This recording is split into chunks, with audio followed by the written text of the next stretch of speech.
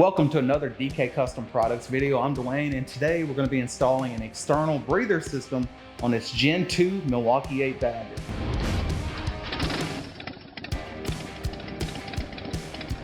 As some of you may know, they made some very subtle and substantial changes to the Gen 2 Milwaukee 8 while maintaining that Milwaukee 8 platform. And one of those changes is how the crankcase vents that pressure.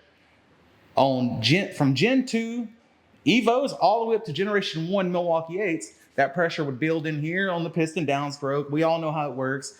And that pressure and carryover and vapor would travel up the push rod, through a breather assembly and an umbrella baffle and oil and air separator sponge, into the air box, and then feed into the intake.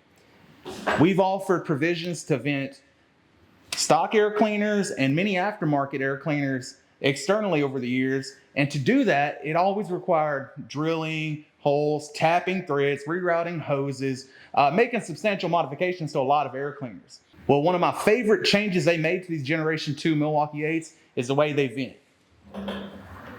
These models vent from the transmission top. It has a pre-bent rubber tube that runs up over the rear cylinder head and plumbs into the back of the air box.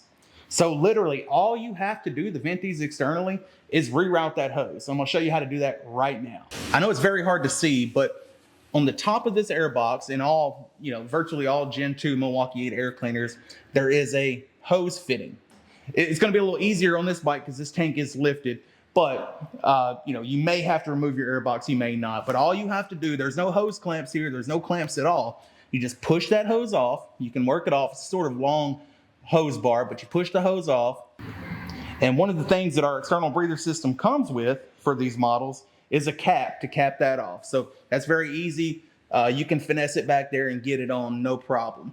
Now over here on the left side of the bike, you can see where that hose plumbs into the top of the transmission. Simply remove that hose and reinstall the replacement hose that we sent you. All of our external breather systems will include 6 foot of hose. You're not gonna need a fraction of that for this application. But should you wish to route it to the front of the bike, towards the rear of the bike, you will have plenty of hose to do that with. We also include 2 black discrete worm drive hose clamps, so make sure you put those on there. Here in this frame area, there are several holes where you can attach a zip tie. So I like to let my hose run up to a zip tie and run back down to a catch can. Now, there are options for a small pod filter, but I personally prefer the catch can. Along with those options, we offer a P-clamp. Should you want to mount the catch can to one of the fasteners, you can do that. I personally don't like doing that because when it comes time to service the catch can, every 5,000 to 10,000 miles, you have to remove that P-clamp, and depending on the fastener you're using, you're likely going to have to retorque that. So I just don't like going through that. I like to unscrew this catch can, empty it, clean it, reinstall it, and go about my day. And as I said, there are several holes here in the frame area where you can attach zip ties, and I have this one secured to the frame. It's not going to flap around in the wind or anything like that. There's not going to be very much movement back here. This 3/8 hose, it's pretty rigid, so there's not going to be a lot of movement when headwinds move back there. And that's it. It's done. This bike is now vented externally.